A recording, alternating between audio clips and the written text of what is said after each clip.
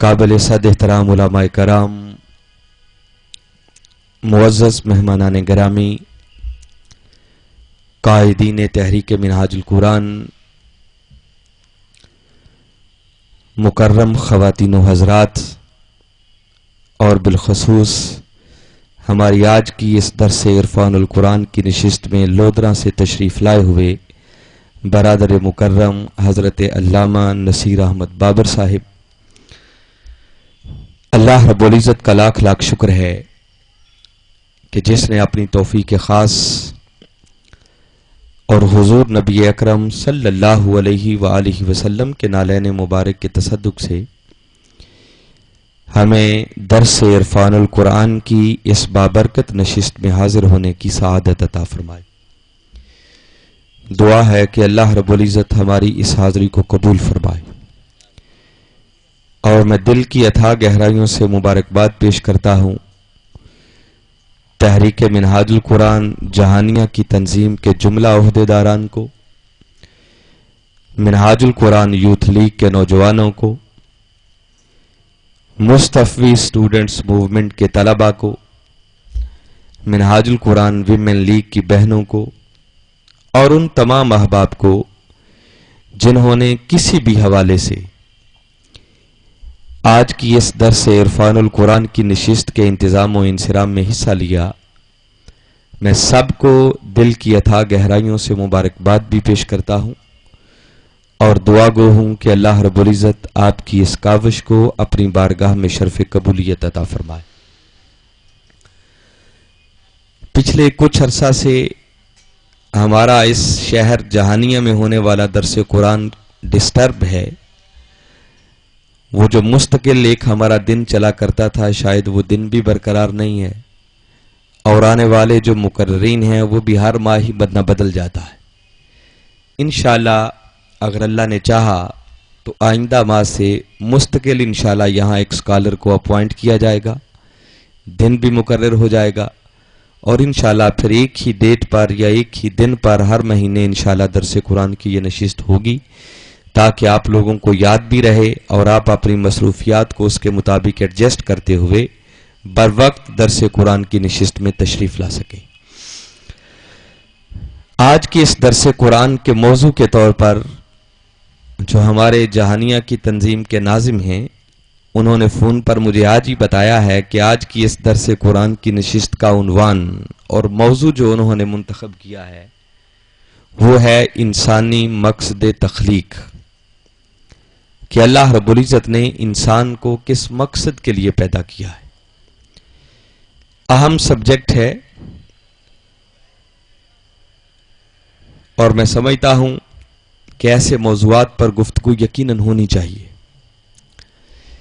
کہ وہ انسان جو اس پوری کائنات کا مقصود ہے،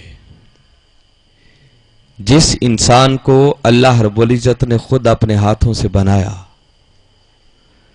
اور بنا کر پھر قرآن پاک میں کہا لَقَدْ خَلَقْنَا الْإِنسَانَ فِي أَحْسَنِ تَقْوِيمٍ، ہم نے اس انسان کو احسن تقویم بنایا۔ کہیں فرمایا وَلَقَدْ كَرَّمْنَا بَنِي آدم، ہم نے بنی آدم کو، انسان کو بڑی تکریم بخشی ہے۔ کہیں فرمایا صَوَّرَكُمْ فَأَحْسَنَ صُوَرَكُمْ، اس اللہ نے اے انسانوں تمہاری صورتیں بنائی اور پھر تمہاری صورت کو بڑا احسن بنایا۔ کائنات کی ہر شے کو اللہ رب العزت نے اس انسان کے لیے پیدا کیا ہے۔ فرمایا هو الذی خلق لکم ما فی الارض جمیعا، فرمایا انسانوں اللہ کی ذات وہ ہے کہ جو کچھ زمین میں ہے اس نے وہ سب کچھ تمہارے لیے پیدا کیا ہے۔ اور یہاں تو صرف زمین کی بات ہے، بعض مقامات پر اللہ رب العزت نے زمین و آسمان اور ان کے درمیان جو کچھ ہے ہر شے کا ذکر کرتے ہوئے ارشاد فرمایا سخر لکم ما فی السماوات و ما فی الارض، کہ اللہ کی ذات وہ ہے کہ اے انسانوں جو کچھ زمین و آسمان میں ہے اس نے وہ سب کچھ تمہارے لیے مسخر کر دیا ہے۔ تو وہ انسان جس کو اللہ رب العزت نے اتنا بڑا مقام، اتنا بڑا مرتبہ بخشا، کائنات کی ہر شے اس انسان کے لیے بنائی گئی، جس کو آسن تقویم بنایا، جس کو آسن صورت میں پیدا کیا، تو سوال پیدا ہوتا ہے کہ اس انسان کے اپنے پیدا کیے جانے کا مقصد کیا ہے؟ اللہ رب العزت نے انسان کو کس مقصد کے لیے پیدا کیا؟ تاکہ ہم اس بات پر غور کریں کہ ہمارے پیدا کیے جانے کا مقصد کیا ہے، اس مقصد کو جانیں اور جان کر پھر صحیح معنوں میں اس مقصد کو حاصل کرنے کی کوشش کریں۔ میں بغیر کسی لمبی چوڑی تمہید میں گئے بغیر براہ راست آپ کو اس آیت کریمہ کی طرف لا رہا ہوں جو میں نے عنوان گفتگو کے طور پر تلاوت کی، جس میں اللہ رب العزت نے بڑا واضح دو ٹوک لفظوں کے اندر انسانی مقصد تخلیق کو بیان کیا ہے۔ یہ سورہ الذاریات اس کی آیت نمبر 56 ہے، جس میں اللہ رب العزت نے ارشاد فرمایا وَمَا خَلَقْتُ الْجِنَّ وَالْإِنسَ إِلَّا لِيَعْبُدُونَ، جس کا خلاصتاً مفہوم اور ترجمہ تو یہ ہے کہ اللہ رب العزت فرما رہے ہیں کہ میں نے جنوں اور انسانوں کو صرف اور صرف اپنی عبادت اور بندگی کے لیے پیدا کیا ہے، جس کا معنی یہ بنتا ہے کہ اللہ رب العزت نے، چونکہ ہم انسان کی تخلیق کے مقصد کی بات کر رہے ہیں، تو اگر ڈائریکٹ ایک جملے میں کہنا چاہوں تو باری تعالیٰ نے اس آیت کریمہ میں اعلان کر دیا کہ اے انسان، تیرے پیدا کیے جانے کا صرف ایک مقصد ہے کہ تیری زندگی کا ایک ایک لمحہ بھی میری عبادت اور بندگی کے دائرے میں گزرنا چاہیے۔ بھئی جلدی جو پانی شانی رکھنا ہے نا، اس کے بعد یہ آنا جانا بند کریں ہیں۔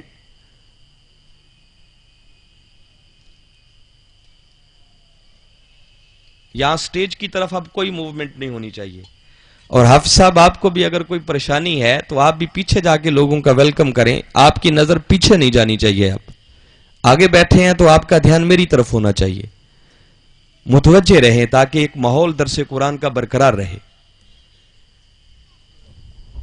پوری یکسوئی کے ساتھ توجہ کے ساتھ بیٹھیں، اگر آگے بیٹھنا ہے نا تو اس سے پھر بات کرنے والے کی توجہ بھی بڑھتی ہے۔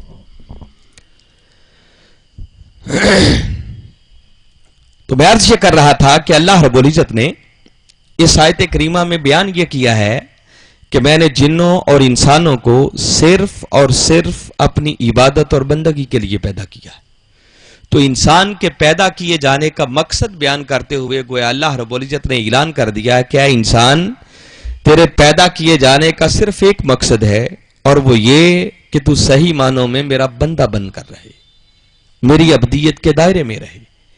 مگر اس مقصد کو بیان کرنے کے لیے اللہ رب العزت نے جو انداز اپنایا ہے، میں اس پر آپ کو متوجہ کرنا چاہ رہا۔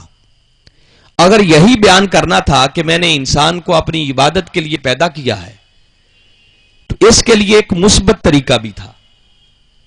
باری تعالیٰ سادہ لفظوں میں یوں فرما دیتے خلقت الجن والانس لیعبدون، الفاظ بھی کم ہوتے، بات بھی بیان ہو جاتی، جس کا معنی یہ بنتا کہ باری تعالیٰ فرماتے کہ میں نے جنوں اور انسانوں کو اپنی عبادت کے لیے پیدا کیا ہے، مگر یوں نہیں کہا۔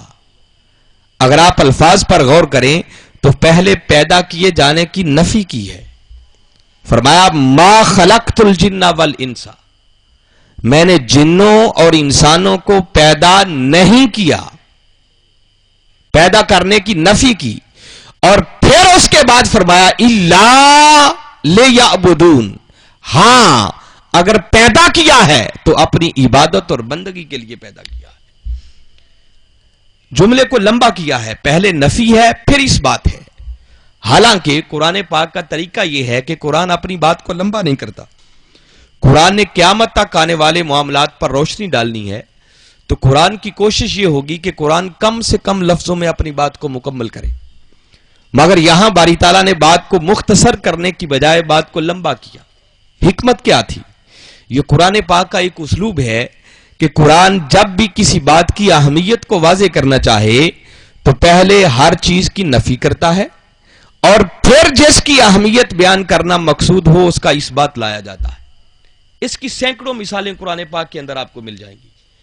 میں آپ کو ایک بڑی معروف سی مثال دیتا ہوں جس سے یہ بات ہر سننے والے کے ذہن میں اتر جائے گی. اللہ رب العزت نے جب اپنی الوہیت کو، اپنے معبود ہونے کو بیان کیا تو سادہ یوں نہیں فرمایا کہ لوگوں میں معبود ہوں میری عبادت کرو، یوں نہیں فرمایا، بلکہ فرمایا لا الہ، جس کا معنی ہے کوئی معبود نہیں ہے، عبادت کے لائق ہے ہی کوئی نہیں. جب ہر معبود باطل کی نفی ہو گئی تو پھر اس کے بعد فرمایا الا اللہ، ہاں اگر کوئی ہے تو صرف اللہ کی ذات ہے. تو جب اس انداز میں بات کی جاتی ہے تو بات کا وزن بڑھ جاتا ہے. اسی طرح اللہ رب العزت نے یہاں پر بھی ارشاد فرمایا کہ اے انسان، تیرے پیدا کیے جانے کا اور کوئی مقصد نہیں ہے، ہم نے کسی اور مقصد کے لیے تجھے پیدا نہیں کیا.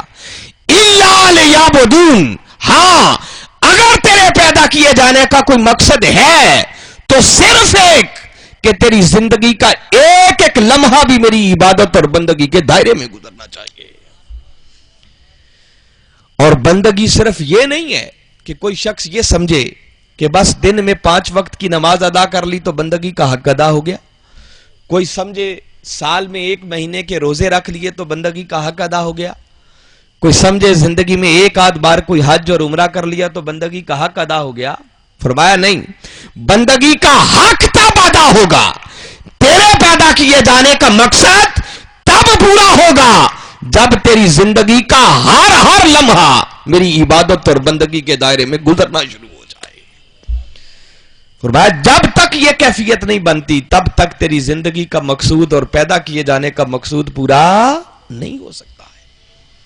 تو اس انداز میں زور دے کر اللہ رب العزت نے بتایا کیا انسان، تیرے پیدا کیے جانے کا اور مقصد ہے ہی کوئی نہیں، صرف ایک مقصد ہے کہ تیری زندگی کا ایک ایک لمحہ بھی میری بندگی اور عبادت کے دائرے میں گزرے، تو صحیح معنوں میں میرا بندہ بن کر رہے.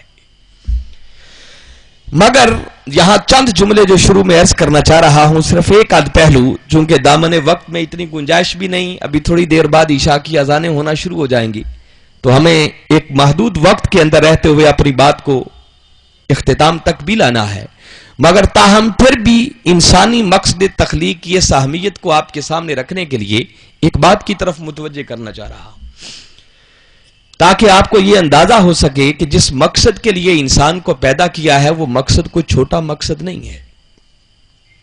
ویسے تو آپ کبھی غور کریں تو جو بندہ بننے کا حکم اللہ رب العزت نے ہمیں دیا کہ تو میرا بندہ بن کر رہے، اگر سورہ مریم کی ایک آیت کریمہ کے کلمات پر غور کریں تو باری تعالیٰ نے وہاں ارشاد فرمایا ان کل من فی السماوات والارض الا آتی الرحمن عبدا. فرمایا سن لو، کائنات میں جو کچھ ہے، زمین و آسمان کا ذرہ ذرہ، فرمایا اس کی حیثیت میری بارگاہ میں سوائے عبد کے اور کچھ نہیں ہے. میں نے ہر شے کو بندہ بنایا ہے، ہر شے میری بارگاہ میں عبد کی حیثیت رکھتی ہے. تو سوال پیدا ہوتا ہے کہ مولا ہر شے جب عبد ہے تو یقیناً ہم بھی تیرے بندے تو ہیں، اور کس بندگی کا تقاضا ہم سے کیا جا رہا ہے؟ اس بات کو اگر سمجھ نہ ہو تو بات بڑی سادہ سی ہے. اس بات میں تو شک نہیں ہے کہ ہم سب اللہ کے بندے ہیں، مگر یاد رکھیں بندہ ہونا اور بات ہے، مگر بندہ بن کر دکھانا یہ اور بات ہے. جیسے اقبال نے کہا تھا نا کہ عبد دیگر عبد ہو چیزیں دیگر، فرمایا بندہ ہونا اور بات ہے اور اس کا بندہ بن جانا یہ اور بات ہے. جب تک انسان فقط بندہ رہتا ہے تو اس کا مقام یہ ہے کہ وہ ہر وقت خدا کی رضا کا منتظر رہتا ہے، مگر جب کوئی اس کا بندہ بن جائے تو پھر اس کی شان اور اس کا مقام یہ ہے کہ ہر وقت خدا بندے کی رضا کا منتظر رہتا ہے. وہ بندہ بننے کی طرف حکم دیا جا رہا ہے. جیسے میں ایک سادہ سی آپ کو مثال دیتا ہوں، ایک کلاس ہوتی ہے، کلاس میں 50-60 طالب علم پڑھنے والے ہوتے ہیں، پڑھانے والا ایک استاد ہوتا ہے. اب چونکہ وہ سب اس استاد سے پڑھتے ہیں تو وہ سب استاد کے شاگرد ہوئے. اب شاگرد تو سبھی ہوتے ہیں مگر شاگردی کا حق کوئی کوئی ادا کرتا ہے. بعض شاگرد ایسے بھی ہوتے ہیں کہ اگر ان کا تذکرہ استاد کی نسبت سے اگر آ جائے تو استاد کا سر فخر سے بلند ہو جاتا ہے، اور بعض ایسے نالائق بھی ہوتے ہیں کہ اگر ان کا تذکرہ آ جائے تو استاد کا سر ندامت سے جھک جاتا ہے۔ اب شاگرد تو سبھی تھے مگر شاگردی کا حق کسی نے ادا کیا۔ اسی طرح حاضرین مکرم، ہم سب اللہ کے بندے تو ہیں مگر بندگی کا حق کوئی ادا کرتا ہے۔ آئیے آج آپ کو قرآن کی روشنی میں تھوڑی سی سیر کروانا چاہ رہا ہوں کہ باری تعالیٰ نے قرآن میں اپنا بندہ کسے کہا، ذرا اس بات پر غور کریں۔ اس مقصد کے لیے کہ آپ کبھی سورہ صافات کو پڑھیں۔ باری تعالیٰ نے ارشاد فرمایا سلام علی نوح فی العالمین، فرمایا اے نوح عالمین میں تجھ پر میرا سلام ہو، انا کذالک نجزی المحسنین، پھر فرمایا ہم احسان کرنے والوں کو یوں ہی جزا دیا کرتے ہیں۔ تیسری آیت میں آگے فرمایا انہو من عبادنا المؤمنین، یاد رکھو کہ نوح علیہ السلام ہمارا مومن بندوں میں سے ایک بندہ تھا، ان کو بندگی کے لقب سے ملقب کیا۔ پھر اسی صورت میں فرمایا سلام علی موسیٰ و ہارون، اے موسیٰ اور ہارون تم دونوں پر بھی میرا سلام ہو۔ پھر آگے فرمایا وَكَذَلِكَ نَجْزِي الْمُحْسِنِينَ، ہم احسان کرنے والوں کو یوں ہی جزا دیا کرتے ہیں۔ پھر فرمایا اِنَّهُمَا مِنْ عِبَادِنَا الْمُؤْمِنِينَ، یاد رکھو یہ موسیٰ اور ہارون یہ بھی ہمارے مومن بندوں میں سے دو بندے تھے، ان کو بھی بندہ کہا۔ پھر اسی صورت میں فرمایا سلام علی ابراہیم، اے ابراہیم تجھے بھی میرا سلام ہو، انا کذالک نجزی المحسنین، اور پھر فرمایا انہو من عبادنا المؤمنین، لوگو ابراہیم بھی ہمارے مومن بندوں میں سے ایک بندہ تھا۔ باری تعالیٰ گن گن کے بتا رہے ہیں کہ ہمارے بندے کون تھے۔ پھر اسی صورت میں فرمایا سلام علی الیاسین، اے الیاس تجھے بھی میرا سلام ہو، انا کذالک نجزی المحسنین، اور پھر فرمایا انہو من عبادنا المؤمنین، لوگو الیاس بھی ہمارے مومن بندوں میں سے ایک بندہ تھا۔ اگر اتنی آیات پر رک کر غور کریں تو ایک ایمان افروز بات جس کی طرح متوجہ کرنا چاہ رہا ہوں تاکہ یہ پتہ چل سکے کہ بندگی کتنا اونچا مقام ہے۔ آپ غور کریں، اللہ رب العزت نے یہاں سلام بھیجا کہ اے نوح تجھے بھی میرا سلام ہو، اے ابراہیم تجھے بھی میرا سلام ہو، اے موسیٰ اور ہارون تم دونوں کو بھی میرا سلام ہو، اے الیاس تجھے بھی میرا سلام ہو۔ تو آپ نے کبھی غور کیا کہ یہاں سلام کس بات کو کیا جا رہا ہے؟ یہاں کسی نبوت یا رسالت کو سلام نہیں ہو رہا کہ وہ نبی تھے رسول تھے تو اس لیے باری تعالیٰ نے سلام بھیجا، وہ منصب اپنی جگہ پر۔ یہاں ان کی جس خوبی کا ذکر کیا جا رہا ہے وہ ایک ہی خوبی ہے کہ لوگوں یہ سب کے سب میرے مومن بندے تھے، جس کا معنی ہے کہ بندگی وہ بلند مقام ہے کہ اگر انسان صحیح معنوں میں اللہ کا بندہ بن جائے تو وہ خدا ہو کر خود بندے کو سلام بھیجتا ہے۔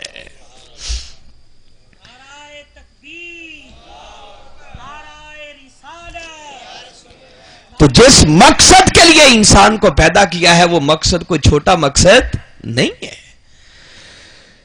اگر اسی طرح قرآن پاک کے کچھ اور مقامات کا مطالعہ کیا جائے تو اس سے اگلی سورت سورہ صاد کو کبھی پڑھے، وہاں باری تعالیٰ نے ایک مقام پر ارشاد فرمایا وَاذْكُرْ عَبْدَنَا ایوب، فرمایا لوگوں یاد کرو ہمارے بندے ایوب کو، ان کو بھی بندہ کہا، اور آگے چل کر ان کی ایک خوبی بیان کی، فرمایا اِنَّا وَجَدْنَاهُ صَابِرًا، لوگوں ہم نے انہیں بڑا ہی صبر کرنے والا پایا۔ پھر اسی صورت میں فرمایا وَاذْكُرْ عِبَادَنَا ابراہیم وَإِسْحَاقَ وَيَعْقُوبَ، فرمایا لوگوں یاد کرو ہمارے بندے ابراہیم کو، ہمارے بندے اسحاق کو، ہمارے بندے یعقوب کو۔ آگے چل کر ان کی بھی ایک خوبی بیان کی، فرمایا اِنَّا أَخْلَصْنَاهُمْ بِخَالِصَةٍ ذِكْرَ الدَّارِ، ان میں ایک خوبی بڑی پائی جاتی تھی کہ وہ آخرت کو بڑا یاد کرنے والے تھے۔ پھر حضرت نوح علیہ السلام کی باری آئی، سورہ بنی اسرائیل میں فرمایا انہو کان عبدا شکورا، فرمایا نوح علیہ السلام ہمارے بڑے ہی شکر گزار بندے تھے، ان کو بھی بندہ کہا. پھر حضرت سلیمان علیہ السلام کی باری آئی، فرمایا نعم العبد انہ اواب. فرمایا سلیمان ہمارا بڑا ہی انعام یافتہ بندہ تھا اور بار بار ہماری بارگاہ کی طرف رجوع کرنے والا بندہ تھا. حضرت یوسف علیہ السلام کی باری آئی تو سورہ یوسف میں فرمایا انہو من عبادنا المخلصین. لوگو یوسف ہمارا بڑا ہی اخلاص والا بندہ تھا. آپ اگر اتنی آیات پر اکتفا کریں تو جس بات کی طرف متوجہ کر رہا ہوں آپ نے غور کیا ہوگا کہ بندگی وہ بلند مقام ہے کہ باری تعالیٰ نے ہر نبی کے سر پر یہ بندگی کا تاج سجایا، ان کو بندگی کے لقب سے ملقب کیا ہے. مگر ایک سوال ذہن میں آ سکتا ہے کہ اگر یہ بندگی اتنا ہی اونچا مقام تھا تو کیا اللہ رب العزت نے اس قرآن کے اندر جیسے ہر نبی کے سر پر بندگی کا تاج رکھا اور انہیں بندگی کے لقب سے ملقب کیا، تو کیا اپنے محبوب اور ہمارے آقا و مولا حضرت محمد مصطفیٰ صلی اللہ علیہ وسلم ان کے سر پر بھی یہ بندگی کا تاج رکھا یا نہ رکھا؟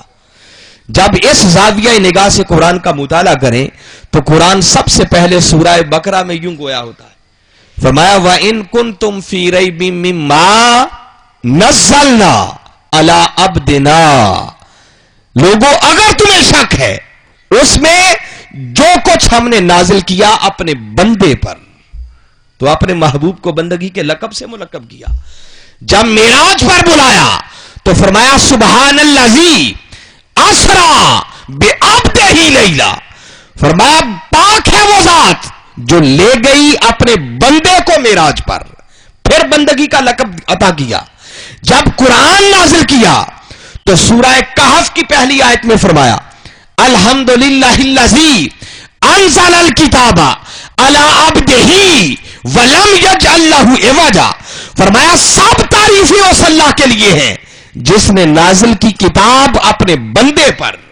اور جب اس کتاب کو فرقان کا نام دیا تو سورہ فرقان کی پہلی آیت میں فرمایا تبارک الذی نزل الفرقان علی عبدہ لیکون للعالمین نذیرا. فرمایا بہت برکت ہے وہ رب جس نے نازل کیا فرقان اپنے بندے پر. اور سب سے بڑھ کر یہ کہ شب معراج جب ثم دنا فتدلی فکان قاب قوسین او ادنا کی بلندیوں پر بلایا اور وہاں بٹھا کر جب بات کی تو وہاں بھی ایک ہی لقب سے ملقب کیا. فرمایا فاوحا الی عبدہ ما اوحا. لوگوں پس جو اس کے جی میں آیا پھر اس نے اپنے بندے کی طرف وحی کی، تو وہاں بھی بندگی کے لقب سے ملقب کیا. مگر اگر آپ نے بڑی توجہ اور غور سے ان آیات کو سماعت کیا ہو تو آپ نے دیکھا کہ اللہ رب العزت نے دیگر انبیاء کو بھی بندہ کہا، اپنے محبوب کو بھی بندہ کہا، مگر بندہ کہنے میں فرق رکھا. دیگر انبیاء کو جب بندہ کہا تو صرف بندہ نہیں کہا، ساتھ ان کی خوبیاں بھی بیان کی. کسی کو کہا یہ میرا مومن بندہ تھا، کسی کو کہا یہ بڑا صبر کرنے والا بندہ تھا، کسی کو فرمایا یہ آخرت کو بڑا یاد کرنے والا بندہ تھا، کسی کے لیے فرمایا یہ بڑا اخلاص والا بندہ تھا، کسی کے لیے فرمایا یہ بڑا شکر گزار بندہ تھا. مگر جب اپنے محبوب کی باری آئی، ہمارے آقا و مولا کی باری آئی تو آپ نے دیکھا میں نے جتنی آیات پڑھ باری تعالیٰ نے جہاں بھی کہا صرف بندہ کہا، ساتھ کوئی خوبی بیان نہیں کی. حالانکہ کسی کی خوبی بیان کرنے سے شان بڑھتی ہے، کم نہیں ہوتی. تو مولا تو دیگر انبیاء کو بندہ کہے، ساتھ ان کی خوبیاں بھی بیان کرے، تو معاذ اللہ کیا ہمارے آقا میں کوئی ایسی خوبی نہ تھی جس کا ساتھ ذکر کیا جاتا؟ فرمایا لوگوں بات یہ نہیں ہے، بلکہ میرا ضابطہ یہ ہے جو تیسرے پارے کی پہلی آیت میں فرما دیا. فرمایا تل کر رسول فضلنا بعضهم علی بعض. فرمایا یہ سب میرے رسول ہیں مگر میں نے بعضوں کو بعضوں پر فضیلت دے رکھی ہے. منہم من کلم اللہ ورفع بعضهم درجات. فرمایا ان میں سے کوئی وہ ہے کہ جسے براہ راست کلام کا شرف عطا کر کے میں نے اسے فضیلت عطا کر دی، اور بعضوں کے کئی دوسرے حوالوں سے ہم نے درجات بلند کر دیے. فرمایا سب رسول ہیں، انبیاء ہیں، مگر میں نے بعضوں کو بعضوں پر فضیلت دے رکھی ہے. تو اس ضابطے کے مطابق. فرمایا جس میں ایمان زیادہ تھا میں نے اسے مومن کہہ دیا، جو زیادہ صبر کرنے والا تھا اس کو عبد صابر کہہ دیا، جو زیادہ شکر کرنے والا تھا اس کو عبد شکور کہہ دیا. گویا جس میں جو خوبی زیادہ تھی اسے اس کے ساتھ مختص کر دیا. مگر فرمایا لوگوں اب رسولوں میں ایک رسول ایسا بھی آیا کہ جس کا ایمان بھی کمال پر تھا، جس کا صبر بھی کمال پر تھا، جس کا شکر بھی کمال پر تھا، جس کا اخلاص بھی کمال پر تھا. ارے جس میں دنیا جہان کی ہر خوبی تھی، ہر خوبی ایک سے بڑھ کر ایک تھی. تو قرآن کے وہ سب خوبیاں جو دوسروں میں تمہیں فردن فردن نظر آتی ہیں وہ سب میں نے محمد مصطفیٰ میں جمع کر دی ہیں. آؤ اگر عبد کامل دیکھنا چاہتے ہو تو محمد مصطفیٰ کا نظارہ کر لو.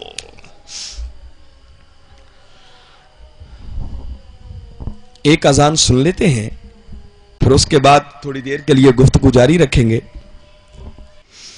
اللہم رب هذه الدعوة التامة والصلاة القائمة آت محمدا الوسيلة والفضيلة والدرجة الرفيعة محمودا الذي وعدته وارزقنا شفاعته يوم القيامة إنك لا تخلف الميعاد لا إله إلا أنت. تو میں عرض کر رہا تھا کہ گویا باری تعالیٰ نے اس مقام پر بتا دیا کہ لوگوں اگر عبد کامل دیکھنا ہو تو پھر میرے محمد مصطفیٰ کا نظارہ کر لو صلی اللہ علیہ وسلم. خوبی پائی جاتی ہے اور کوئی نہیں پائی جاتی. تو فرمایا کسی ایک آدھ خوبی کا تذکرہ کر کے میں نے اپنے محبوب کی شان کو مقید نہیں کیا کہ تصدق سے آستے سے ملی. اس لیے بندگی کے اعلیٰ ترین مقام پر فائز اور بندگی کے کمال پر فائز اگر کوئی ہستی کائنات میں ہے تو وہ محبوب خدا محمد مصطفیٰ صلی اللہ علیہ وسلم کی ذات مبارک ہے. اب یہ باتیں تو بہت کرنے والی ہیں مگر چونکہ ہمارے پاس اتنا وقت نہیں ہے، بس اتنی بات آپ کو بتا دیتا ہوں کہ دیکھیے ہر نماز کی ہر رکعت کے اندر ہم ایک دعا مانگتے ہیں اور اس میں کہتے ہیں اہدنا الصراط المستقیم، مولا ہمیں سیدھا راستہ دکھا. مگر آپ نے کبھی غور کیا کہ وہ سیدھا راستہ کیا ہے؟ سورہ یاسین میں باری تعالیٰ نے ایک مقام پر ارشاد فرمایا ان اعبدونی ھذا صراط مستقیم. فرمایا لوگوں میرے بندے بن جاؤ، بس یہی تو سیدھا راستہ ہے. اور سیدھا راستہ کیا ہے؟ تو یہی بندگی، اللہ کی عبادت، اس کا بندہ بن جانا، اسی کو باری تعالیٰ نے صراط مستقیم بھی قرار دیا ہے. اور اس بندگی کا مقام اگر حکیم الامت علامہ اقبال سے پوچھیں تو اقبال نے اس بندگی کے مقام پر گفتگو کرتے ہوئے ارشاد فرمایا، فرماتے ہیں متاع بے بہا ہے درد و سوز آرزو مندی، کہ آرزو مندی کا درد، آرزو مندی کی تڑپ ایک بیش بہا خزانہ ہے جس کی قیمت نہیں لگائی جا سکتی. اگلی بات قابل غور ہے، ویسے تو شعر کی وضاحت کے لیے پورا خطاب چاہیے مگر اگلی بات آسان ہے جو ہر کسی کو سمجھ آ جائے گی. فرمایا متاع بے بہا ہے درد و سوز آرزو مندی، اور آگے فرماتے ہیں مقام بندگی دے کر نہ لوں شان خدا بندی. اقبال سے پوچھو بندگی کا مقام کیا ہے؟ وہ کہتے ہیں اگر کوئی یہ سودا کرنا چاہے کہ اقبال اپنی بندگی کی شان دے دو تمہیں شان خداوندی سے سرفراز کیا جائے گا، تو کہتے ہیں اقبال کو یہ سودا منظور نہیں ہے کہ جو مزہ بندگی میں ہے وہ شاید شان خداوندی میں بھی نہیں ہے.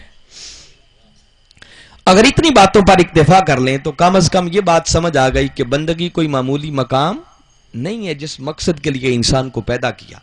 مگر اب سوال یہ ہے کہ اللہ کا بندہ بنا کیسے جاتا ہے؟ وہ کون سا ضابطہ ہے، وہ کون سا قانون ہے، وہ کون سا اصول ہے کہ جس پر اگر عمل کریں تو انسان صحیح معنوں میں اللہ کا بندہ بن جائے؟ اب یہ ایک الگ طویل مضمون ہے، میں کوشش کروں گا اس میں سے ابتدائی بس 2-3 باتیں آج کی نشست میں عرض کروں، پھر انشاءاللہ کبھی موقع ملا تو اس مضمون کو ہم آگے لے کے چلیں گے. سورہ فرقان قرآن پاک کا یہ 25واں سورہ ہے اور اس کا آخری رکوع ہے، اور اس آخری رکوع میں بات یہاں سے شروع ہوتی ہے وَعِبَادُ الرَّحْمَنِ الَّذِينَ يَمْشُونَ عَلَى الْأَرْضِ هَوْنًا الی آخر سورہ. آگے پھر سورت کے اینڈ تک آپ اس رکوع کو پڑھتے چلے جائیں. باری تعالیٰ نے گن گن کر بتایا ہے کہ اس کا بندہ کیسے بنا جاتا ہے، اس کا بندہ بننے کے بنیادی ضابطے کیا ہیں. ویسے تو یہ ایک ایک ضابطہ پورے خطاب کا تقاضا کرتا ہے مگر ان میں سے بس بنیادی 2-3 باتیں میں آپ کے گوش گزار کرنا چاہ رہا ہوں.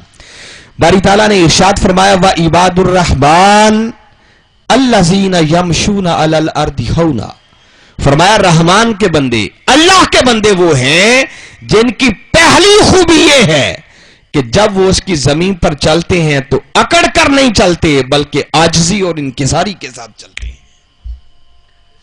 گویا بندگی کا پہلا تقاضا یہ ہے، پہلا ضابطہ یہ ہے کہ جب تک انسان اپنی میں کے بت کو پاش پاش کر کے سراپا عجز و انکسار نہیں بن جاتا، تب تک وہ بندگی کی راہ پر ایک قدم بھی چلنے کے قابل نہیں ہو سکتا ہے۔ پہلا تقاضا یہ ہے کہ بندہ اپنی ذات کو مٹا دے، اپنی میں کو مار دے۔ جب تک یہ میں کا بت ختم نہ ہو تب تک انسان صحیح معنوں میں کہ اللہ کا بندہ بن نہیں سکتا ہے۔ بندگی نام ہی خود کو مٹا دینے کا ہے۔ حضرت ابراہیم بن ادم رضی اللہ تعالی عنہ ایک غلام کو خرید کر لائے۔ جب خرید کر لائے تو اس غلام سے پوچھنے لگے کہ بھئی آپ نے ہمارے پاس رہنا ہے تو چند باتوں کا ذرا مجھے جواب دے دو تاکہ ہم آپ کی خواہش کا احترام کر سکیں۔ پہلی بات تو یہ پوچھی کہ یقیناً اب آپ کو کھانا پیش کرنا ہوگا تو اپنا پسندیدہ کھانا بتا دو تاکہ آپ کی خواہش کو مد نظر رکھتے ہوئے ہم آپ کو کھانا کھلایا کریں۔ وہ غلام آپ کے آگے سے جواب دیتا ہے کہ جو غلاموں کی بھی کوئی خواہش ہوتی ہے، جو چاہیں کھلا دینا۔ پھر پوچھا بتاؤ پہننا کیا پسند کرو گے؟ پھر وہی جواب دیا کہ غلاموں کی بھی کوئی پسند ہوا کرتی ہے۔ گویا جو بات پوچھی ایک ہی جواب دیا کہ بس جو جی آئے وہی کھلا دیں، جو جی آئے وہی پہنا دیں۔ غلاموں کی اپنی مرضی کیا ہوتی ہے؟ تو بندے کا معنی بھی ہے غلام۔ بندہ اللہ کا اس طرح بندہ بن جائے کہ خود کو مولا کی مرضی کے تابع کر دے۔ وہ رلائے تب بھی خوش رہے، وہ ہنسائے تب بھی خوش رہے۔ اپنی میں کو مار دے، اپنی رضا کو، اپنی مرضی کو اس کی رضا میں گم کر دے۔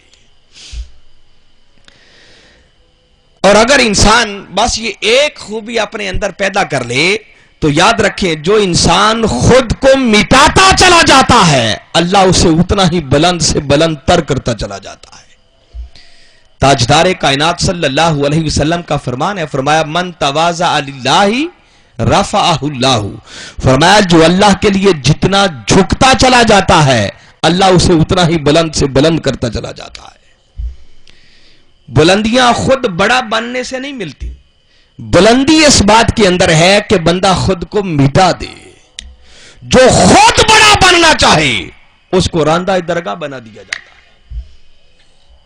اس کائنات کے اندر جو پہلا جرم تھا، پہلا گناہ تھا، وہ یہی تکبر تھا، غرور تھا، میں تھی۔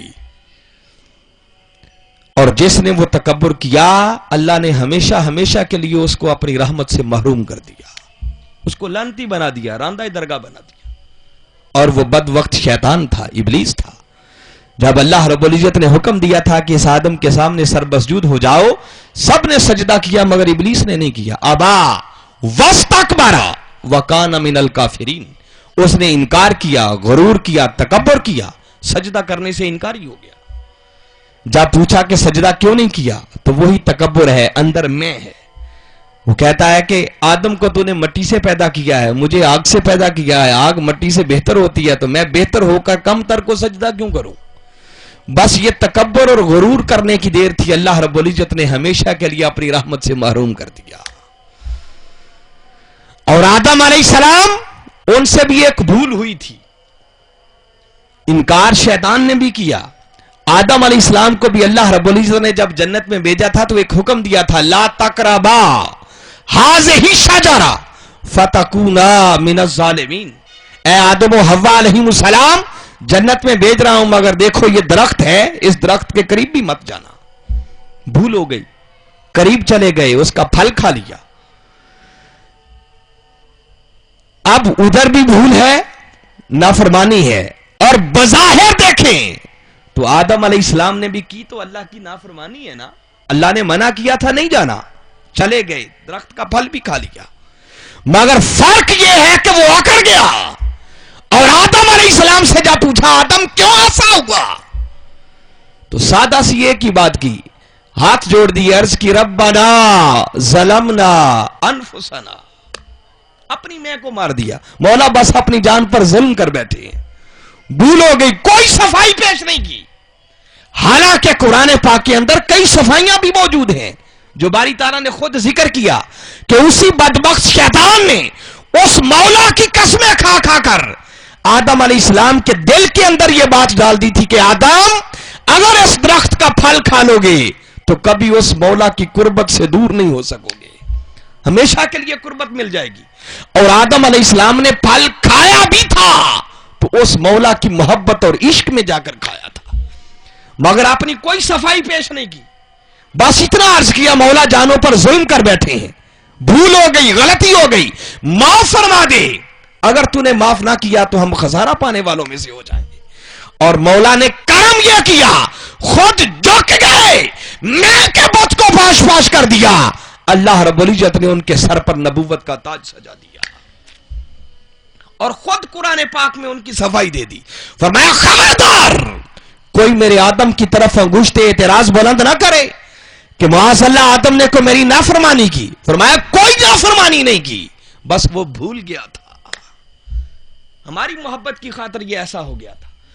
تو جو جھک جاتا ہے اللہ اسے بلندیاں عطا کر دیتا ہے. دیکھیں نا جو نافرمان بعض لوگ, میں خیر ان تفصیلات میں بھی نہیں جانا چاہ رہا, اتنا وقت ہی نہیں ہے ہمارے پاس, تو خیر بتانا یہ چاہ رہا ہوں کہ حاضرین مکرم, جب تک انسان سراپا عجز و انکساری کا پیکر نہیں بنتا, تواضع کا پیکر نہیں بنتا, تب تک وہ بندگی کی راہ پر ایک قدم بھی چلنے کے قابل نہیں ہو سکتا ہے. میں اس پر آپ کو ایک بڑی ایمان افروز بات بتاتا ہوں. بسا اوقات انسان سوچتا ہے کہ میں دیکھیں نمازیں بھی پڑھتا ہوں, روزے بھی رکھتا ہوں, حج عمرے بھی کرتا ہوں, کئی نیک کام کرتا ہوں, مگر وہ جو ایک دل کا سکون ہے, اطمینان ہے, اللہ کی قربت ہے, وہ میسر نہیں آتی. وجہ کیا ہے, سبب کیا ہے؟ من پاک نہیں ہوتا, تزکیہ اور تصفیہ کی کیفیت نصیب نہیں ہوتی ہے. راز کیا ہے؟ یہ ایک بڑی ایمان افروز بات آپ کو بتانا چاہ رہا ہوں. آپ نے سنا ہوگا, آج کل تو خیر وہ دور باقی نہیں رہا, بس وہ فقہ کی کتابوں کے اندر مسائل باقی رہ گئے ہیں. پرانے ادوار کے اندر ہر شہر کے اندر, ہر گاؤں کے اندر کنویں ہوتے تھے اور لوگ کنووں کا پانی استعمال کیا کرتے تھے. اور بسا اوقات ایسا ہوتا کہ اس کنویں کے اندر کوئی ایسی چیز گر جاتی جس سے کنواں ناپاک ہو جاتا. تو اب فقہا نے ایک مسئلہ لکھا ہے کہ اگر کنویں کے اندر کتا گر جائے, کیا گر جائے؟ کتا گر جائے, تو اس کو پاک کرنے کا طریقہ کیا ہے؟ اس کو پاک کرنے کا طریقہ یہ ہوتا جو فقہا نے بتایا کہ جس کنویں میں کتا گر جائے اس کنویں سے اگر 80 ڈول پانی کے بھر بھر کے نکال دیے جائیں تو کنواں پاک ہو جاتا ہے. ایک مسئلہ ہے, فقہ کا مسئلہ ہے. مگر آپ کو ایک سادہ سی بات جو بتانا چاہ رہا ہوں کہ ٹھیک فقہا نے یہ جو مسئلہ بیان کیا کہ اگر 80 ڈول پانی کے نکال دیے جائیں تو کنواں پاک ہو جاتا ہے, اگر 80 ڈول نکال دیے جائیں اور وہ کتا اندر کا اندر ہی رہے تو کیا کنواں پاک ہوگا؟ جی 80 ڈول نکالنے سے کنواں پاک تب ہوگا جب پہلے اس گرے ہوئے کتے کو باہر نکالا جائے. کتا پہلے نکالے, پھر اس کے بعد گن کے 80 ڈول نکال دیں تو بقیہ کنواں پاک ہو جائے گا. اور اگر وہ کتا اندر ہی رہے, 80 ڈول تو کیا سارا پانی بھی نکال دیں تو کنواں پاک نہیں ہو سکتا. بلا تشبیہ و بلا مثال حاضرین مکرم, انسان کا من یہ ایک کنواں ہے اور اس کنویں کے اندر میں کا بت ہے. ہم وہ جو میں کا کتا اس کے اندر گرا ہوا ہے اس کو نکالتے نہیں ہیں, نمازیں پڑھ پڑھ کے, روزے رکھ رکھ کے, حج عمرے کر کے, نیکیاں کر کر کے چاہتے ہیں من پاک ہو جائے. یہ وہ ڈول نکالنے والی بات ہے. ہم خالی ڈول پانی کے نکال رہے ہیں مگر من کے کنویں کے اندر وہ جو میں کا کتا گرا ہوا ہے اس کو نکالتے نہیں ہیں, خالی ڈول نکالتے چلے جاتے ہیں. تو من پاک کیسے ہو؟ اس لیے بندے پہلے اس من کے کنویں سے اس میں کے کتے کو نکال, پھر 2 نفل بھی پڑے گا تو اس رب کی قربت میسر آ جائے گی, پھر دیر نہیں لگے گی. یہ انسان کے اندر وہ میں کا بت ہے جو اس مولا تک پہنچنے میں رکاوٹ بنا ہوا ہے. اس پر اس مولا کی قربت کیسے میسر آتی ہے, اس تک پہنچنے کا راز کیا ہے؟ حدیث مبارکہ ہے, بڑی معروف ہے, حدیث جبریل کے نام سے یہ حدیث مبارکہ معروف ہے. جبریل امین علیہ السلام انسانی شکل میں آئے, لمبا مضمون ہے, میں صرف اپنی ریلیونٹ بات کی طرف آپ کو لانا چاہ رہا ہوں. آ کر ایک سوال کیا, پوچھا آقا ذرا ارشاد فرمائیں ایمان کسے کہتے ہیں؟ میرے آقا نے جواب ارشاد فرمایا. پھر دوسرا سوال پوچھا, آقا ارشاد فرمائیں اسلام کسے کہتے ہیں؟ میرے آقا نے جواب میں اعمال گنوا دیا, ارکان اسلام کا تذکرہ کر دیا کہ توحید و رسالت کی گواہی دینے کے بعد تو نماز پڑھے, روزہ رکھے, زکوٰۃ ادا کرے, اللہ نے استطاعت دیا تو بیت اللہ کا حج کرے. فرمایا یہ اسلام ہے.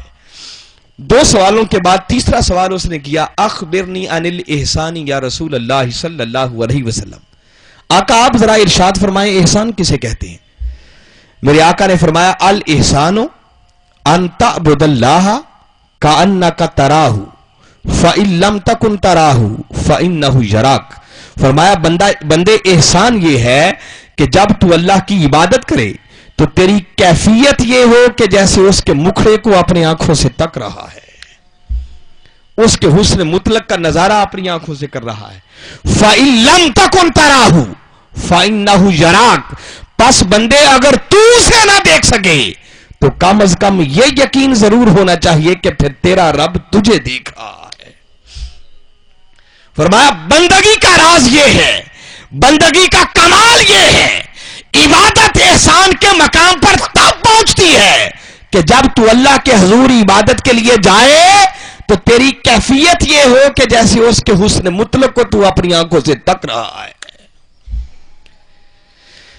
اور اگر تو اسے نہ دیکھ سکے تو کم از کم یہ یقین تو ہونا چاہیے کہ تیرا رب تجھے دیکھ رہا ہے. اب میں جس بات کی طرف لانا چاہ رہا ہوں, جو بات میں عاجزی انکساری کی کر رہا ہوں, خود کو مٹانے کی بات کر رہا ہوں, ایک تو یہ سادہ سا معنی ہے, اور یہاں بغیر کسی تبصرے کے ایک بات جو کہہ کے آگے گزر جانا چاہ رہا ہوں کہ جب تاجدار کائنات صلی اللہ علیہ وسلم نے یہ فرما دیا کہ بندے احسان یہ ہے کہ تو اللہ کی عبادت یوں کرے جیسے اس کے حسن مطلق کو اپنی آنکھوں سے تک رہا ہے, دیکھ رہا ہے. اگر اس بات پر غور کریں تو ایک سوال کا جواب ضرور مل جاتا ہے کہ آقا کا یہ فرمانا کہ عبادت یوں کی جائے جیسے تو اسے دیکھ رہا ہے, اس کا معنی ہے کہ اللہ کو دیکھنا یہ ناممکنات میں سے نہیں ہے. بس اس پر مزید اور کوئی تبصرہ نہیں چاہتا, یہ اتنا جملہ خود بتا رہا ہے. اگر اللہ کو تکنا ناممکن ہوتا تو آقا کبھی ایسی بات فرماتے ہی نہ, جو ہو نہیں سکتا وہ کہنے کا معنی کیا ہے؟ اب اگلی بات ہے, فرمایا اگر تو نہ دیکھ سکے تو یہ یقین تو ضرور ہونا چاہیے کہ تیرا رب تجھے دیکھ رہا ہے. مگر عرفاء نے اس بات پر بھی ذکر کیا, یہ عالمانہ ترجمہ ہے, فَإِن لَمْ تَكُنْ تَرَاهُ, اگر تو اسے نہ دیکھ سکے فَإِنَّهُ يَرَاكَ, تو پھر وہ تجھے دیکھ رہا ہے. مگر عرفاء نے لکھا ہے کہ لوگوں آؤ اب اس راز سے بھی پردہ اٹھائیں کہ اس مولا کا جلوہ ملتا کسے ہے, اس کے حسن مطلق سے پردے اٹھتے کس کے لیے ہیں. فرمایا اسی حدیث مبارکہ کے اندر آقا نے اس بات کا راز بھی افشا کر دیا ہے. فرمایا یہ جو دوسرا حصہ ہے نا جس میں آقا نے فرمایا فَإِن لَمْ تَكُنْ تَرَاهُ, پس بندے اگر تو اسے نہ دیکھ سکے فَإِنَّهُ يَرَاكَ, تو پھر وہ تجھے دیکھ رہا ہے. فرمایا یہ تھا عالمانہ ترجمہ. فرمایا اسی جملے کو بس تھوڑا سا انداز بدل کے ذرا پڑھ دے. جملہ ہے فَإِن لَمْ تَكُنْ تَرَاهُ, پس اگر تو اسے نہ دیکھ سکے. عرفاء نے کہا نہیں, اس کے دو حصے کر دیں, اس کو یوں پڑھیں فَإِن لَمْ تَكُنْ, یا وقف کر دیں یا سٹاپ کر دیں, اور پھر اس کے بعد تراہو. فرمایا جب یوں پڑھو گے تو اس کا معنی یہ بنے گا جو آقا نے ایک راز سے پردہ اٹھا دیا. فرمایا فَإِن لَمْ تَكُنْ, اس کا معنی ہے کہ بندے اگر تو نہ رہے, اگر خود کو مٹا دے, اپنی میں کے بت کو پاش پاش کر دے, تو فرمایا تراہو, بس دے خود کو مٹانے کی دیر ہے, بس تو اسے دیکھ لے گا. یہ تیری اپنی ہستی ہے جو اس ذات کے جلوے میں رکاوٹ بنی ہوئی ہے. وہ بندگی کا راز قرآن بتا رہا ہے کہ لوگوں, اللہ کے بندے, رحمان کے بندے وہ ہیں کہ جب وہ اس کی زمین پر چلتے ہیں تو اکڑ کر کر نہیں چلتے بلکہ عاجزی اور انکساری کے ساتھ چلا کرتے ہیں. اسی بات کو باری تعالیٰ نے سورہ حجرات میں بھی ارشاد فرمایا اے ایمان والو دیکھو تم میں سے کوئی شخص کسی دوسرے کو کمتر نہ جانے. کیوں؟ کیونکہ ہو سکتا ہے جن کو تم کمتر سمجھ رہے ہو اللہ کی نظر میں ان کا مقام تم سے بھی کہیں بڑھ کر ہو. فرمایا ہمیشہ خود کو دوسرے سے کمتر جانو.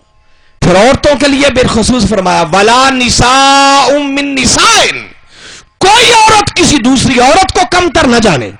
عَسَىٰ أَن يَكُنَّ خَيْرًا مِّنْهُنَّ، کیونکہ ہو سکتا ہے جن کو تم اپنے سے کمتر جان رہی ہو اللہ کی نظر میں ان کا مقام تم سے بھی کہیں اونچا ہو.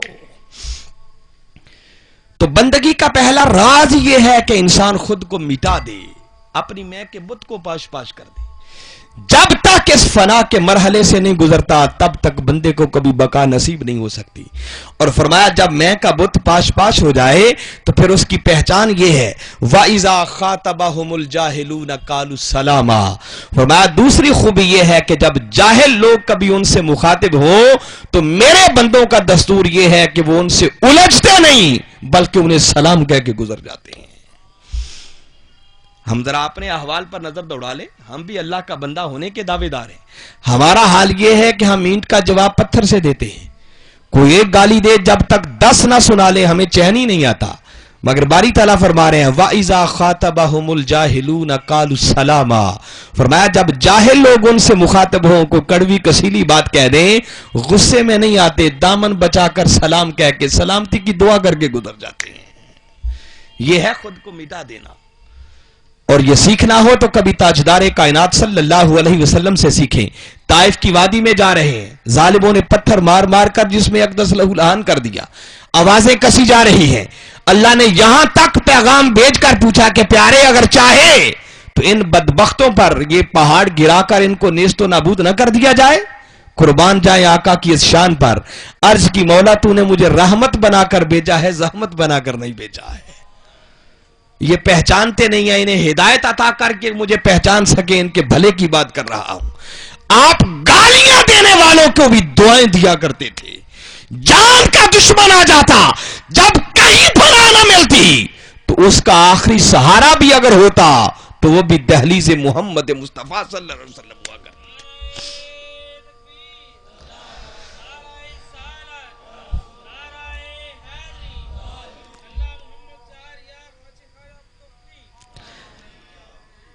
اپنی ذات کے دشمنوں سے برا بلا کہنے والوں سے کبھی بدلہ نہیں لیا کرتے تھے. یہ وہ کردار محمد عربی صلی اللہ علیہ وسلم تھا جس کردار کے ذریعے اسلام پھیلا تھا. آج ہم چاہتے ہیں نا اسلام اونچا ہو جائے. ہم آقا کی ناموس کے تحفظ کی بڑی باتیں کرتے ہیں، بڑے احتجاج کرتے ہیں، جلسے جلوس نکالتے ہیں. آپ کو بس ایک ہی پتے کی بات بتانا چاہ رہا ہوں، کبھی جلسے جلوسوں سے آقا کی ناموس کا تحفظ نہیں ہوگا. آؤ اگر آقا کی ناموس کا تحفظ چاہتے ہو خود اپنا کردار اتنا اچھا کر لو، اتنے سمجھ جاؤ کہ جو تمہیں دیکھے وہ کہنے پر مجبور ہو جائے کہ جس نبی کے غلام ایسے ہیں وہ نبی خود کتنا باکمال ہوگا. یہ ہماری بد کرداریاں ہیں جس کی وجہ سے آقا کی ناموس پر حرف آتا ہے. آقا کا کردار، آقا کا عمل تو یہ تھا کہ میں بتا رہا ہوں کو گالیاں دیتا، جان کا دشمن بھی ہوتا تو اس کے لیے بھی دعائیں دیا کرتے تھے، اس کو بھی دعائیں دیا کرتے تھے. وہ معروف واقعہ آپ نے سنا ہوگا. یہ جو ایک غلط فہمی لوگوں میں پائی جاتی ہے نا کہ اسلام تلوار کے ذریعے پھیلا، تلوار کے ذریعے کر میں چاہتا ہوں کہ بات ختم کر دوں چونکہ نماز عشاء پھر زیادہ لے کہ مکی دور ہے اور وہ دور کہ جس میں صحابہ کرام ایک ایک شخص کو پکڑ کر دار ارقم میں لاتے اور ایک ہی گزارش کرتے کہ آئیں ہمارے محبوب کی زبان سے نکلی ہوئی میٹھی میٹھی باتیں سن لیں، بات اچھی لگ جائے تو کلمہ پڑھ لینا، اچھی نہ لگے تو پلٹ کے واپس آ جانا. اس مکی دور کی بات ہے. معاذ اللہ جب آپ پر جادوگر ہونے کے تانے لگائے جاتے، شاعر کہا جاتا، مجنوں کہا جاتا. ایسے میں ایک مکہ کی بوڑھی خاتون جس نے سر پہ گٹھڑی رکھی ہوئی ہے اور مکہ چھوڑ کے اپنے پے کے گھر جا رہی ہے. خوش قسمت تھی وہ خاتون کہ ملاقات میرے آقا سے ہو گئی. میرے آقا نے پوچھا کہ خاتون لگتا ہے سفر لمبا ہے، منزل دور ہے، بوجھ زیادہ ہے، کہاں جانے کا ارادہ ہے؟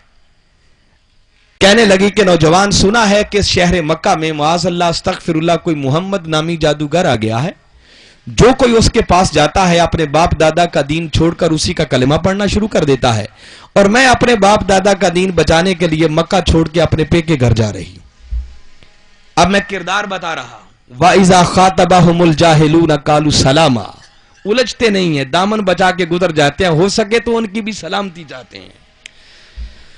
میرے آقا نے یہ ساری بات سن لی۔ اب ذرا سوچیں اگر ہم جیسا کوئی ہوتا تو ہمارا رد عمل کیا ہوتا۔ یہ بات سنی، سن کر فرمایا اچھا خاتون، لگتا ہے بوجھ زیادہ ہے، منزل دور ہے، اگر چاہے تو میں خود تیری گٹھڑی اٹھا کر تجھے منزل تک نہ پہنچاؤں۔ کیا خوش قسمت تھی وہ خاتون جس کو آقا یہ فرما رہے ہیں، اور جس کو میرے آقا منزل تک پہنچانے کا ارادہ کر لیں پھر اسے منزل تک پہنچنے سے روک کوئی نہیں سکتا ہے۔ میرے آقا نے گٹھڑی خود اٹھا لی، آگے آگے چل پڑے۔ اب وہ راستے میں کبھی آقا کی رفتار کو دیکھتی ہے، کبھی آقا کی گفتار کو سنتی ہے، کبھی نظر آقا کے ودھا مکھڑے پہ پڑتی ہے، کبھی زلف واللیل کو تکتی ہے، اور دل ہی دل میں کہتی جا رہی ہے کہ مولا اگر نبی ہی بنانا تھا تو اسی جوان کو بنا دیتا۔ گھر آ گیا، منزل آ گئی، آقا نے اس کی گٹھڑی اتار کے نیچے رکھ دی۔ پوچھا خاتون اب مجھے جانے کی اجازت؟ پھر روک کے کہتی ہے کہ جوان تو کتنا حسین ہے، اللہ نے تجھے کتنا اچھا اخلاق دیا ہے، تو بڑوں کے ضعیفوں کے کام آتا ہے، ان کے دکھ بٹاتا ہے۔ پلٹ کے شہر مکہ میں جا رہا ہے، میں تجھے بھی نصیحت کر رہی ہوں کہیں اس جادوگر محمد کے ہاتھ نہ آ جانا، جو اس کے پاس جاتا ہے اسی کا کلمہ پڑھنا شروع کر دیتا ہے، اس سے بچ کے رہنا۔ قربان جائے میرے آقا نے یہ سب کچھ سن لیا، پھر بھی پلٹ کے کوئی بات نہیں کی۔ فرمایا اچھا اب اجازت؟ جب چلنے لگے تو پھر دامن پکڑ کے کھڑی ہوگی کہ اے جوان تو نے اپنا نام تو مجھے بتایا ہی نہیں، کہ تو اتنا حسین ہے کون، تجھے کس ماں نے جایا ہے، تیرا ایڈریس پتہ کیا ہے، دوبارہ ملنا ہو تو ملاقات کہاں ہو سکتی ہے؟ جب اصرار حد سے بڑا تب میرے آقا نے پلٹ کر فرمایا کہ خاتون جس محمد کے ڈر سے مکہ چھوڑ کر آئی ہے میں ہی وہ محمد مصطفیٰ ہوں۔ بس اتنی بات سنی قدموں میں گر پڑی۔ اچھا اگر محمد تو ہے تو آ کلمہ پڑھ کے سب سے پہلے تجھ پر ایمان میں لاتی ہوں۔ یہ کردار تھا، اس کردار کو اپنانے کی ضرورت ہے۔ اپنی میں کو مٹا کر دوسروں کے کام آنا سیکھیں، ہر دوسرے سے پیار کرنا سیکھیں، اللہ کی مخلوق سمجھ کر پیار کرنا سیکھیں۔ کسی کے اندر کوئی غلطی ہے، برائی ہے تو وہ اس کا اپنا حال ہے، وہ جانے اور اس کا خدا جانے۔ آپ اللہ کی مخلوق اشرف المخلوقات سمجھ کر اس سے محبت کریں، خدا اس عمل کے صدقے تجھے بلند سے بلند تر کرتا چلا جائے گا، اللہ اپنا محبوب بنا لے گا۔ تو تاہم میں بتا رہا ہوں کہ یہ مضمون تو بہت لمبا ہے۔ آگے پھر باری تعالیٰ نے بتایا وَالَّذِينَ يَبِيتُونَ لِرَبِّهِمْ سُجَّدًا وَقِيَامًا، اللہ کے بندے وہ ہیں کہ جن کی ساری ساری رات کبھی سجدے میں بیت جاتی ہے، کبھی قیام میں بیت جاتی ہے۔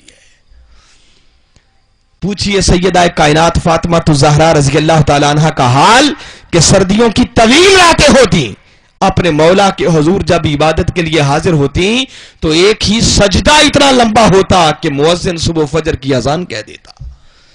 جب اذان کی آواز کانوں میں پڑتی تو ایک سرد آہ بھر کر سجدے سے سر اٹھاتی اور عرض کرتی کہ مولا تو نے کتنی چھوٹی راتیں بنائی ہیں کہ تیری فاطمہ جی بھر کے ایک سجدہ بھی ادا نہیں کر سکتی۔ وہ لوگ تھے جنہوں نے بندگی کا حق ادا کیا تھا۔ میرے آقا جن کی شان یہ ہے کہ جن کے قدموں کے تصدق سے کائنات کے گناہ معاف ہوتے ہیں، گناہ گاروں کے گناہ دھل جاتے ہیں۔ میرے آقا بھی جب اللہ کے حضور عبادت کے لیے حاضر ہوتے تو اتنے لمبے لمبے قیام کرتے کہ آپ کے پاؤں مبارک بھی متورم ہو جاتے، اور باری تعالیٰ آیتیں بھیج دیتے طٰہٰ ما انزلنا علیک القرآن لتشقیٰ، اے میرے 14ویں کے چاند یہ قرآن ہم نے اس لیے تو نازل نہیں کیا کہ آپ مشقت میں پڑ جائیں۔ یہ عبادت گزاریوں کا عالم ہوتا۔ کہیں امام اعظم ابو حنیفہ رضی اللہ تعالیٰ عنہ کی کیفیت ایک ایک رات کے اندر ہزار ہزار نوافل ادا کر دیا کرتے تھے۔ کتنے عرفاء کاملین گزرے کہ جن کی عبادت کا معمول یہ تھا کہ کئی کئی سالوں تک وہ عشاء کے وضو سے فجر کی نمازیں ادا کرتے رہے۔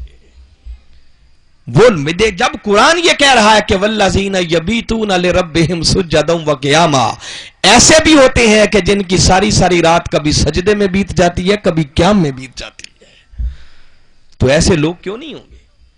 آج کے دور میں بھی ایسے لوگ پائے جاتے ہیں، اور ہم نے تو خود اپنی آنکھوں سے مشاہدہ کیا۔ حضور شیخ الاسلام پروفیسر ڈاکٹر محمد طاہر القادری مدظ اللہ العالی، ایک عرصہ سے آپ کا یہ معمول ہے کہ عشاء کی نماز کے بعد آپ اپنے مطالعہ میں بیٹھتے ہیں، ساری رات حدیث کا کام، قرآن کا کام، تفسیر کا کام، یہ سارا ہوتا رہتا ہے۔ پھر رات کے پچھلے پہر اٹھ کر وہ اللہ کی عبادت بھی کرتے ہیں، نوافل بھی پڑھتے ہیں، سب کچھ کرتے ہیں، اور معمول یہ ہے فجر اور اشراق پڑھ کر تب آرام کے لیے بستر پر لیٹتے ہیں۔ تو اللہ کے بندوں کا یہ معمول ہوا کرتا ہے، اور ہم اپنے گریبانوں میں جھانک کر دیکھیں تو ہم وہ ہیں جنہیں 5 وقت کی نماز پڑھنے کی بھی فرصت نہیں ہے۔ تو ذرا اندازہ کر لیں ہم بندگی کے کس پانی میں کھڑے ہیں۔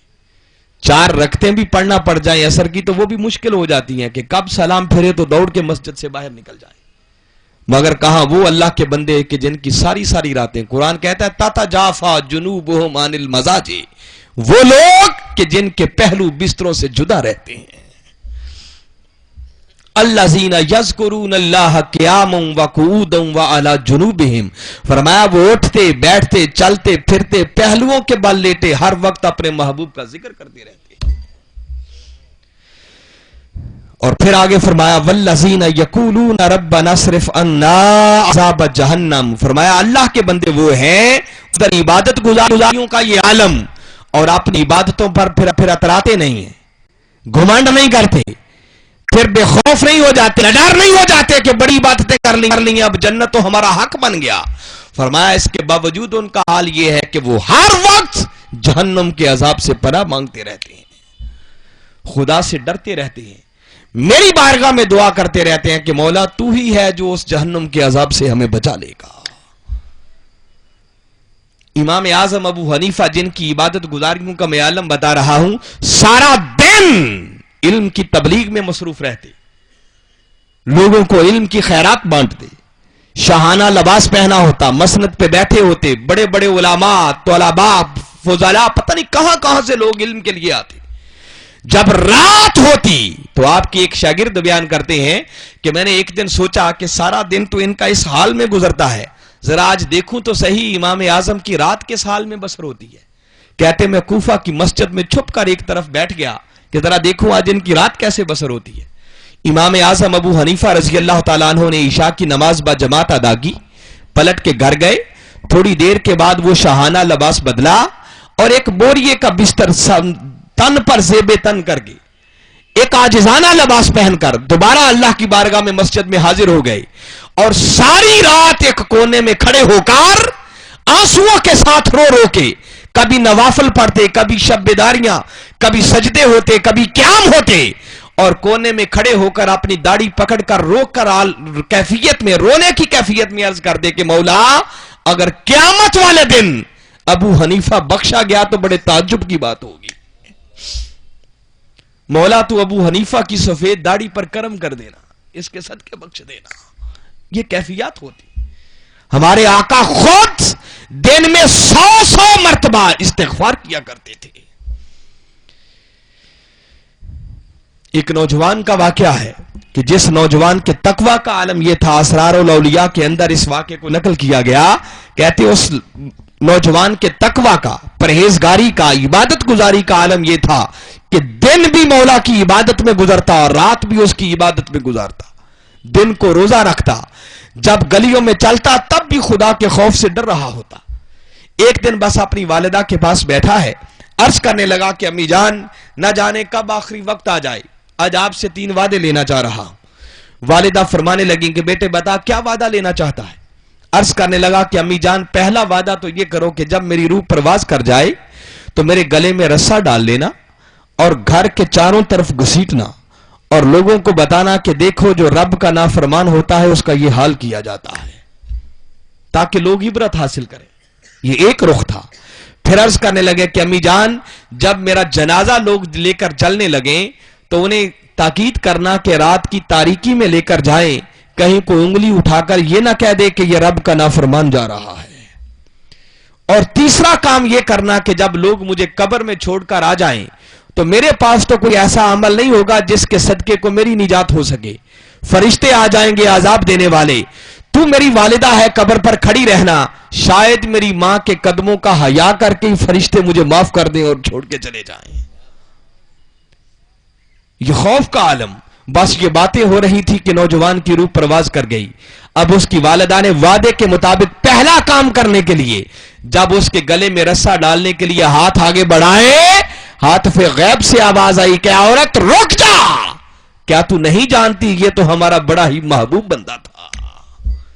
ادھر رب کی محبوبیت کا عالم دیکھیں کہ کتنا محبوب بندہ ہے, اور ادھر ڈرنے کا عالم یہ ہے کہ اس تقوی اور پرہیزگاری کے باوجود بھی ماں سے وعدہ لے رہا ہے کہ میری قبر پہ کھڑی رہنا, شاید تیرے قدموں کا حیا کر کے ہی عذاب والے فرشتے مجھے چھوڑ کے چلے جائیں. آج ہم ہیں کہ جنہیں مرنا بھول چکا ہے, آخرت یاد ہی نہیں ہے. اس لیے حاضرین مکرم, میں نے جسٹ یہ ابتدان چلتے چلتے سرسری سی 2-3 باتیں آپ سے کی ہیں. یہ پورا رکوع ہے آگے, جس میں باری تعالیٰ نے گن گن کر بتایا ہے کہ اللہ کا بندہ کیسے بنا جاتا ہے. ان اوصاف کو اپنانے کی ضرورت ہے. ان ایک ایک خصلت اور خوبی کو اپنائیں, صحیح معنوں میں اللہ کا بندہ بنے, تاکہ جس مقصد کے لیے اللہ نے پیدا کیا ہے اس مقصد کو حاصل کرنے میں کامیاب ہو سکے. تحریک منہاج القرآن ان دروس قرآن کی نشستوں کے ذریعے اسی بندگی کی کیفیات کی طرف پھر سے بلانا چاہ رہی ہے, تاکہ قرآن سے ٹوٹا ہوا تعلق قائم ہو جائے. اللہ کی بندگی کا جو تعلق کمزور پڑ چکا ہے اس تعلق کو پھر سے مضبوط کیا جائے. آقا کی غلامی کا پٹا جو ہم نے اپنے گلے سے اتار دیا ہے اس غلامی کے رشتے کو پھر سے مضبوط کیا جائے. اور یہ سب کچھ ہونے کے ساتھ ساتھ جہاں آخرت کو سنوارنے کی فکر ہو, وہاں اس دنیا کے اندر بھی ان ناخداؤں سے نجات حاصل کرنے کے لیے خود میدان عمل میں آ سکیں.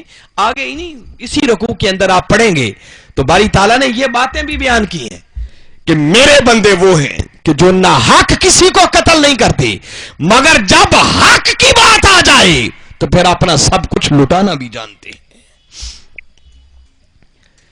منہاج القرآن جہاں آخرت میں کامیابی کا راز بتاتا ہے, وہاں ساتھ ہی ساتھ اس دور کے اندر اس شعور کو بھی بیدار کرنا چاہ رہا ہے کہ آؤ اگر اس دنیا کو بھی بہتر بنانا ہے تو اللہ کا وعدہ ہے کہ اللہ اس وقت تک کسی قوم کی تقدیر نہیں بدلتا جب تک وہ قوم خود اپنی تقدیر بدلنے کے لیے تیار نہیں ہوتی. اچھے اور برے کی تمیز ہمارے اندر باقی نہیں رہی. پاکستان کو اگر دیکھیں تو ہر طرف مسائل ہی مسائل نظر آتے ہیں. پانی نہیں ہے, بجلی نہیں ہے, گیس نہیں ہے, مہنگائی نے کمر توڑ رکھی ہے, بے روزگاری ہے, لوگ فارغ ہو کر گھروں میں بیٹھے ہوئے ہیں. لوگ فتوے پوچھ رہے ہیں کہ ان حالات کے اندر چوری کرنا, ڈاکے مارنا کیا جائز ہے یا نہیں. مگر بے حسی کا عالم یہ ہے کہ اگر آج بھی الیکشن ہو جائے تو ووٹ سارے انہی چوروں کو ہی دیں گے, اچھے بندے کو کوئی بھی دینے کے لیے تیار نہیں ہے. قرآن پاک کا وعدہ یہ ہے, جو اللہ کا فرمان ہے جو کبھی بدل نہیں سکتا. فرمایا ان اللہ لا یغیر ما بقوم حتی یغیروا ما بانفسہم, کہ خدا نے آج تک اس قوم کی حالت نہیں بدلی, نہ ہو جس کو خیال آپ اپنی حالت کے بدلنے کا. ہم اپنی اس قوم کے اگر طبقات بنائیں تو 3 طبقات بنتے نظر آتے ہیں. ایک وہ ہیں جو بالکل غریب پسے ہوئے ہیں, دوسرا درمیانے درجے کا جو بیچارے سفید پوش ہیں, مل جاتا ہے کھا لیتے ہیں, نہیں تو پھر بھی اپنی سفید پوشی کو قائم رکھتے ہیں, اور تیسرا جو بڑا ہی امیر ترین طبقہ ہے. غریب لوگوں سے کہیں آؤ اپنا حق لینے کے لیے میدان میں آئیں تو کہتے ہیں ہمت نہیں ہے. درمیانے درجے کے لوگوں سے پوچھو وہ کہتے ہیں ہمارے پاس وقت ہی نہیں ہے, اور جو امیر ہیں ان سے پوچھو وہ کہتے ہیں ضرورت ہی کوئی نہیں ہے. تو اللہ خود بخود حالات نہیں بدلے گا. اسی لیے یہ دعا سکھائی ہے, ربنا آتنا فی الدنیا حسنہ وفی الآخرۃ حسنہ. صرف آخرت میں حسنہ کی بات نہیں ہے, فرمایا میرے بندے وہ ہیں جو دنیا کو بھی بہتر اپنے لیے کرتے ہیں اور آخرت کو لیے بھی بہتر کرتے ہیں. تو دنیا میں بہتری کا راز ایک ہے کہ اپنا حق لینا سیکھو, خود باطل کی آنکھوں میں آنکھیں ڈال کر بات کرنا سیکھو, میدان عمل میں آنا سیکھو.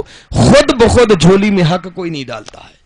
جب تک یہ شعور قوم کے اندر بیدار نہیں ہوگا تب تک دنیا نہیں سنورتی, اور جب تک ان خصلتوں کو اپنے اندر پیدا نہیں کرتے دوستوں کبھی آخرت بھی نہیں سنورتی ہے. اللہ رب العزت کی بارگاہ میں دعا ہے کہ میں نے جو کچھ کہا صحیح معنوں میں سمجھ کر ایمان لانے کی، اس کے مطابق عمل کرنے کی، اور قرآن پاک کو سمجھ کر اس کے مطابق اپنی زندگی کو ڈھالتے ہوئے اللہ کا صحیح معنوں میں بندہ بننے کی توفیق عطا فرما۔